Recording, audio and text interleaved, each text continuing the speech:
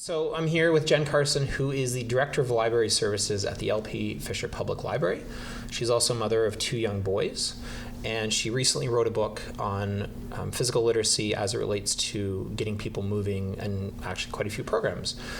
Not just from a library perspective, but from also sort of a whole person literacy perspective, like we're talking about in the last video, which you can watch below on physical literacy. But this one's all about digital literacy. And getting into it, I guess, why is that something that you're interested in? Oh, well, digital literacy is a component of whole person literacy. And so, I try to think about the library, being a library director, as a place that addresses multiple needs for our community members. And one of those needs is for digital skills. And so at the library, people have access to computers and different forms of technology, like, DVDs, audiobooks, and things like that. And then we teach computer skills, how to use Excel, or how to start a Kijiji page to sell things, or how to start using Facebook, or how to have your own email account, or how to write a resume, and basic skills that you would be surprised that a lot of people don't have. A woman came in this morning and asked if she could use our computers, and I said, oh, well, we have one computer available, or we have iPads. And she was like, yeah, those little computers. And I was like, yeah, those are iPads. But she didn't know. To her, it was just a little computer. She doesn't realize the difference between a tablet. And so part of our job as librarians is just educating the public about technology. That's not something that they necessarily just pick up on their own, or people don't have necessarily the economic access to. A large portion of our immediate area has access to the internet at home, but they might not necessarily have the devices to use it on. Or the opposite, they might have devices, but they don't have Wi-Fi at home. And so they come here to use our Wi-Fi. So digital literacy is something that libraries deal with a lot. That's interesting. How many people do you not think, and I mean, you were recently one of these people who crossed over, but that do not have Wi-Fi at home? I think there was a survey done recently. I can check it for you. But I think it was about 80% of the population, the greater Carleton County area had access. 80% had access That's at home. So pretty low. So 20% of people still don't have internet at home. And like you said, recently I wasn't one because I still don't have a cell phone. I'm 35, almost 36, and I've never owned a cell phone. Though obviously I engage with technology all day. I have a master's degree in library science from a College of Computing and Informatics. So clearly I care about technology. But at the same time, I really enjoy having a home environment that's free from devices. And so I just recently got Wi-Fi when I was writing the book because I needed it. But it wouldn't be a stretch for me to get rid of it. No. And I think that's wonderful. And I think there's a lot of people, and I know this because the stats are out there, because I talk to these people, the kids, the parents, the teachers, the principals, who are so, their habits have become such that if they're not watching Netflix every night, they don't know what to do. If they're not watching the entire season of a TV show, they're going to be left out because their friends have watched it and they want to be able to talk about it, right? And I feel like that too. It happens. Everyone's like, oh, did you see the new Game of Thrones? And I'm like, nope. And I don't care. And it's and you start learning, if you don't watch, your favorite sports team, your favorite sport, it's the world's going to go on. They're not going to win with or without you. I'm living proof. And I used to watch hockey all the time. I used to watch football, but if you start watching those sports, it takes away from things that you could be doing elsewhere. Not that there's anything wrong with watching television or owning a cell phone. It's not a judgment call. It's just a personal life preference. Yeah. And it's really the time. I mean, there's nobody I talk to who thinks that they don't use it enough. Everyone I talks to knows that they use it way too much. Yes. And I even feel like that. Absolutely, yeah. And there's a lot that we can do, and we've talked about this a lot. Having goals that you have, too often we trade short term for the long term. We're like, oh, I'm just going to watch one more episode, but it's like that one episode you could have gone and read, you could have gone and written something, like you could have spent more time with your friends or family. And this trip actually has been really big for that. I went to Star Wars on the weekend, but I have not watched a movie, I don't think, the entire month I've been home.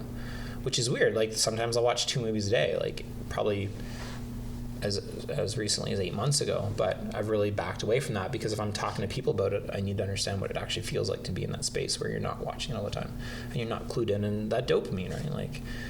People feel sad after watching 8 hours of TV because that's a lot of dopamine hitting you. And what do? They start watching more TV. Right. Well, it's it's like the push notifications on Facebook or whatever. It's like it feels good when, I mean, we're human, right? And we want to be connected to other people. And so it feels really good when somebody wants our attention. It's like, oh, look, I got a like on something, or oh, somebody sent me a message. And even if it's about nothing, it's still, there's that little rush. And so what's important to me and what I try to teach my boys is to try and foster those community connections in person. Yeah. And, even, the telephone is technology.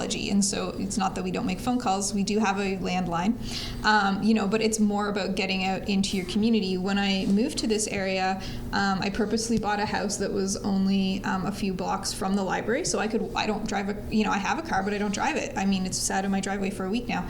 And so I walk back and forth to the library. I go home at lunchtime. And then the boys as well, they walk to school and they walk home, and then they walk to the library after school and do their homework and hang out with their friends here or go to programs.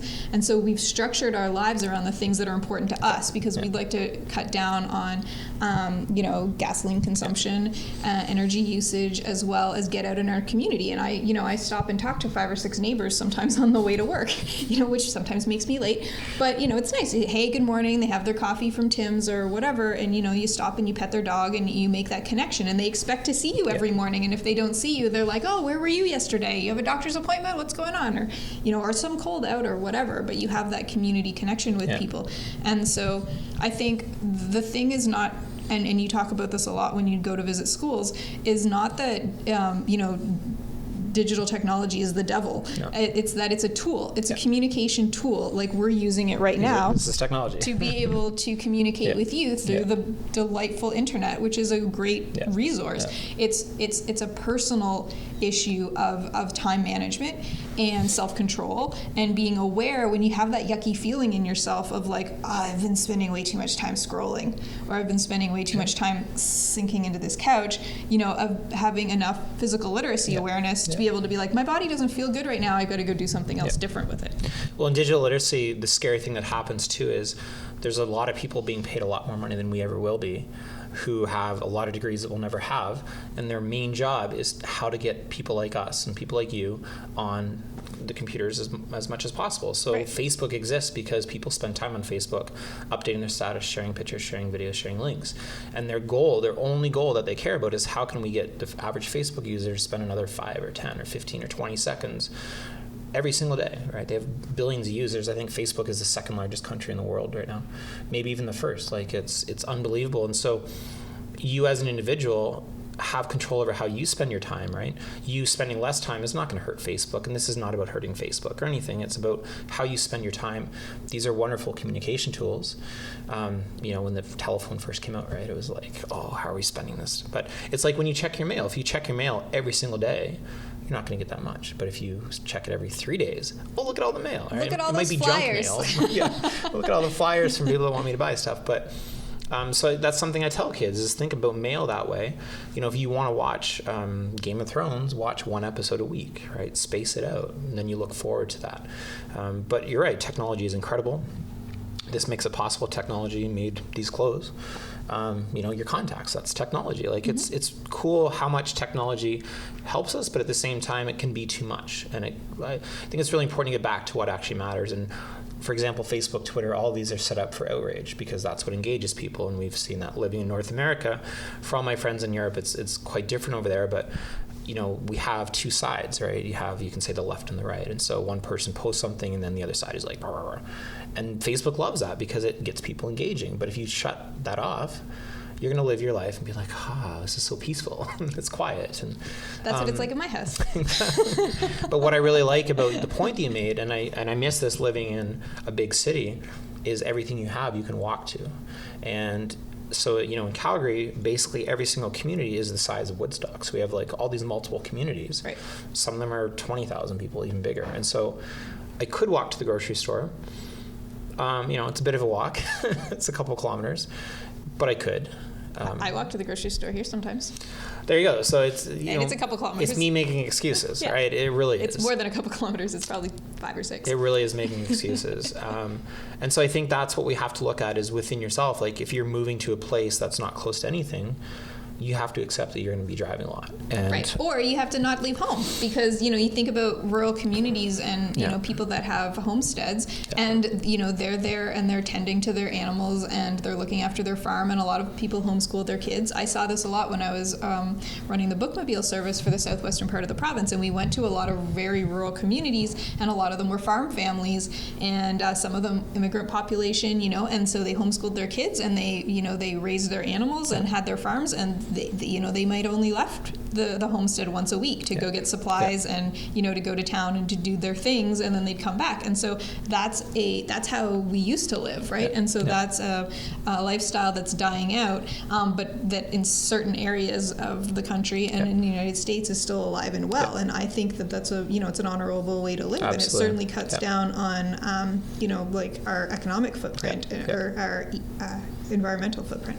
But once again, technology isn't bad, and that's why we continue to teach digital skills, because if you think there's all these STEM programs coming up for kids and coding, and I'm sure as parents, because I feel like this, you feel trapped. Like, do I want to teach my kids all these skills that might be able to get them jobs in the future, that might make them more employable, that will connect them and plug them in and make them popular? And because everybody wants their kids to be happy and well adjusted. Nobody purposely thinks I want my kid to be a radical misfit that never leaves the woods.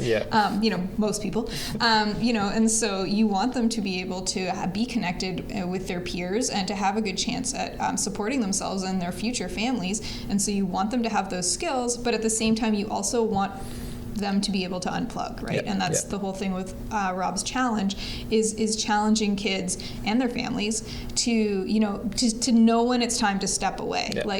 Like my kids, they take coding classes. We code at home. We build electronics. We do stuff like that, so they can have those skills, but that they can also walk away and go outside and ice skate or play in the woods with sticks and do those sorts of things too. It's about serving the whole person, right? And not just narrowing in on one specific subject matter and getting too caught up in it. And that's why I really like my work with dogs. It's positive reinforcement. I don't have kids, but talking to a lot of parents, it's similar. You want to reward the behaviors that you want.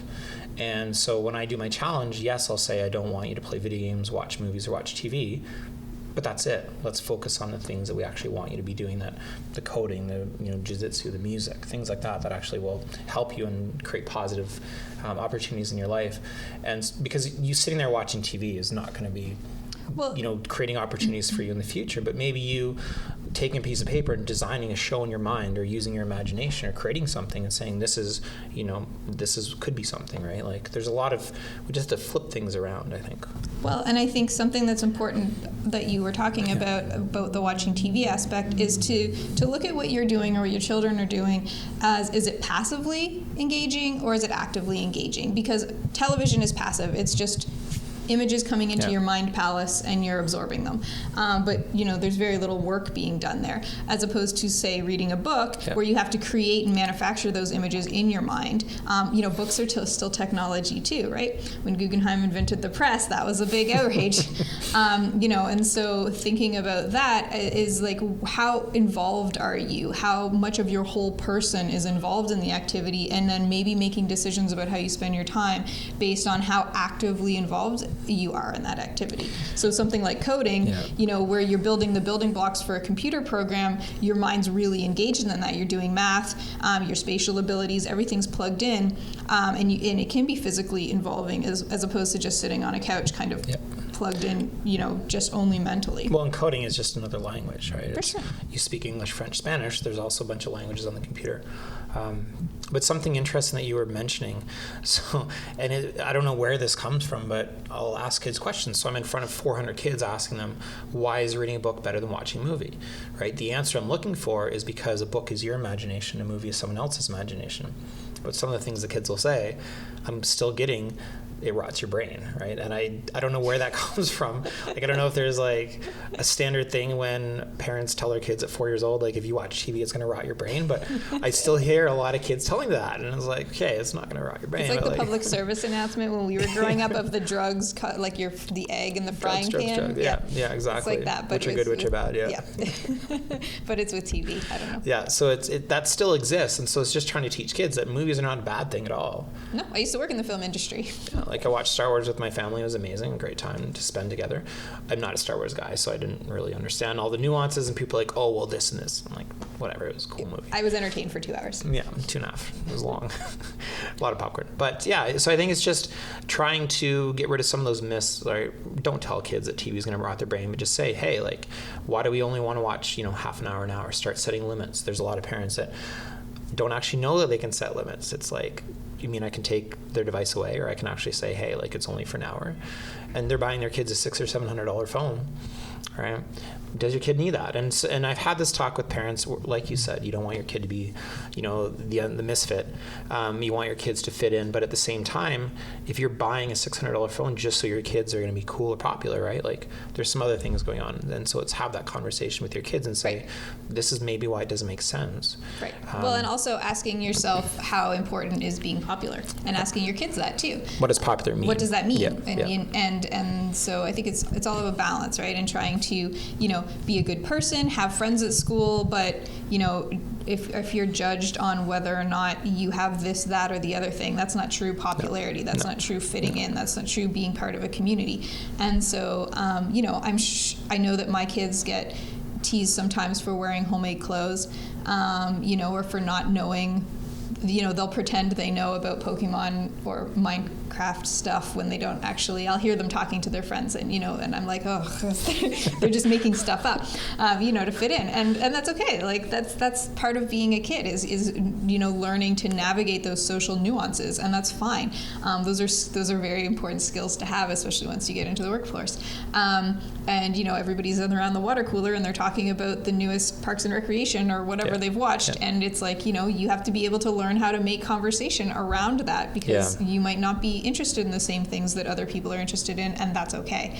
And so my kids have had a lot of opportunity to experience not being, interested in the same things as everybody else, and that's okay. And I think that's one of the things that we offer here at the library is lots of opportunities, because we get a lot of homeschool families for social opportunities that they don't necessarily have to be culturally sanctioned, mass media produced sort of things. They can, we teach like how to make candles, or how to date old photographs, or how to weave, or we do programs like that for kids that are kind of outside the box. And then we also do STEM programming and, more pop media sort of stuff. And so it's everything.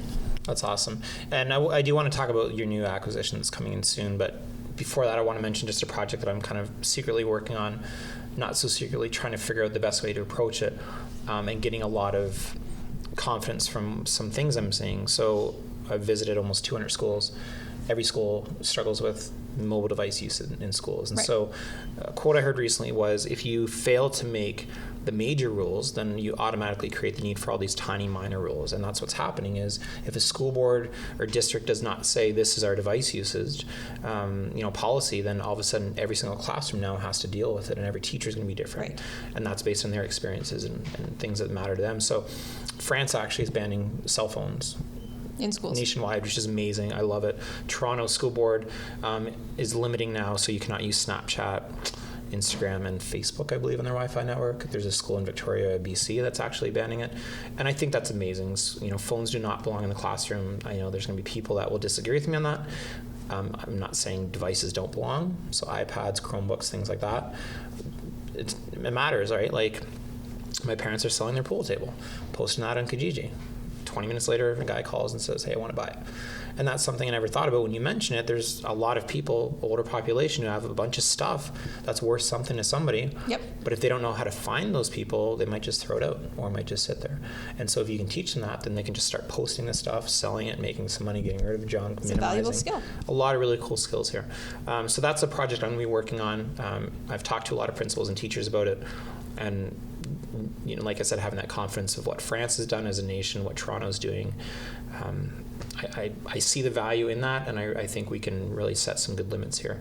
I didn't get into technology until after high school, and I'm fine. I editing videos and designing websites. So I think it's learning what matters, like the coding. But should you be playing hours of Minecraft, right? Play Lego instead, right? Use those spatial skills. But yeah, the newest thing that's coming in with all your computers, like that's pretty cool. Yeah, we're acquiring 4 new computers at a stand-up workstation that also we have stools underneath. So if you get tired, you can sit. But we're encouraging people to stand, because a lot of people come into the library to just check Facebook or use a dating site or whatever, and they want to check their messages and they're out again. And then we also have a sit-down workstation for people that might want to use it for longer periods of time to, say, write a resume or something like that. And then we also have someone that comes in once a week and teaches digital literacy skills, and he brings laptops. And so we have in this room actually, programs here with people using laptops and getting to use it much more in depth.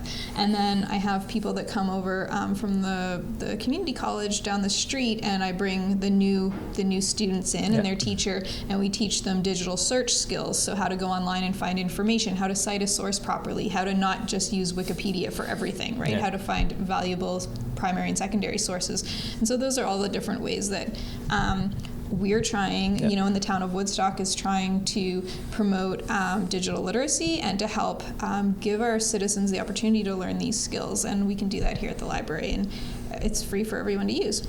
Well, and a cool thing that I've been doing the last couple of years is using the library for printing services. Yeah. I don't have a printer. A lot of people buy a printer. The ink runs out. A cartridge costs more than the printer, so why even buy it? I don't know what the policy is here, but I get $5 a month of free printing. It's 25 cents a sheet for black and white and 50 cents for color. And if you want to print out a resume or anything like that, you can go across the street to the Access Center because they do free printing for resumes and things like that, because it's the employment center. Yeah. So we always send people over there if they're doing it for employment. So different stuff. depending on the area. Yeah. I guess Alberta, all the oil money, they're like, hey, get a card and information will give you all this printing. But no, it's pretty cool. And they have Chromebooks you can sign out in Calgary. I have to actually find I just moved, so I don't know where the library is close to me now. I hope there's one. There better be. I know we have a lot of them, but there's like 20 of them. But yeah, that's a cool thing. So, if you're in Woodstock, come into the library, check it out, get a card. Yeah. What percentage of residents in Woodstock would you estimate have a library card? Well, we're working to improve that. I don't have the exact number for you, but certainly it's increased in the 2 years that I've been here for sure. And that's one of my goals on our strategic plan, is to get a library card in the hands of everybody that lives in the Woodstock region. Yeah. But, we had almost 35,000 people through the doors last year, and considering this is a town with a population of less than 6,000, I'd say we're pretty busy. Wow, that's amazing. Yeah. So yeah, and what we were just saying, book sales actually went up. Book circulation? No, just in general. There was an article about book sales, like hardcover book sales actually went up, ebook sales are going down. And then there was a thing about music sales, CD sales actually increased. And vinyl, people are buying vinyl more too. Yeah, like music sales in general went down, but CD sales increased more than, because I don't really use iTunes, so I actually don't even know where to buy music. I just use free, like I have satellite radio that I pay for, I use Spotify, but I actually don't even know where to buy a song online, because if you don't use iTunes, I don't know where you go. I've never used an MP3, so. Well, I was out of school, actually, I did a digital literacy talk to I still listen to records. Did a digital literacy talk to high school a couple weeks ago, and I'm just asked, like, who has devices? And so it's like, who has a TV and a laptop and all this stuff? And I said, who has an MP3 player?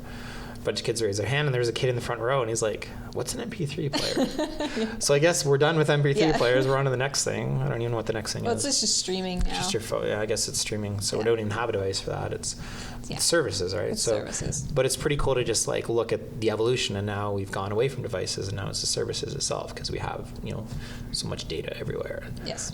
Pretty cool. But there's a lot of elements to digital literacy, depending on your background. If you have kids, you're going to think about it differently. If you're teaching kids like I do, you're going to think about it differently. If you don't have kids and it's just you yourself, maybe you work in a job that involves technology. Maybe you don't know anything about technology, so you're probably not even watching this video. But if you're watching this video and you don't know how to create, an ad on Kijiji, if you don't know how to, write a resume, go to your library. Go to your library, right? So, because you can Google it, but it's librarians. The resources there. We're here. You can just show up and they're there for it. So, and if you only are a kilometer or two away, a couple blocks away, walk, right? That's going to be something I'm going to start thinking more about where I live. I have a lot of stuff close to me, and hey, maybe I will actually walk there. And say hi to your neighbors on the way. That'll be the next step. But anyway, just think about that. Think about how you spend time. Again, technology is not bad. Nope. We are pro-technology, but we are also pro-conversation. Sherry Turkle, amazing book called Reclaiming Conversation. She talks a lot about this stuff. A really good movie is called Screenagers, if you have kids, if that's something that concerns you.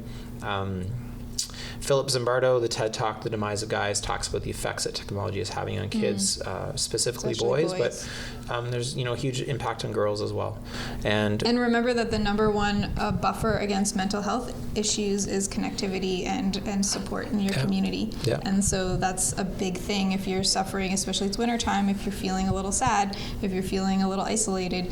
It's the hardest thing to do is get yourself out there, but once you do, you'll feel so much better. The easiest thing to do is turn your TV on and just binge watch Netflix, which makes you feel worse. And so turn it off, get outside, just start moving your body, talking to people. If you're scared to talk to somebody else, they're probably just as scared to talk to you. So just keep that in mind. We are in this together. We can help each other through this. And it's a lot more fun when you do that together. And so anyway, that's all we have. Thank you for tuning in.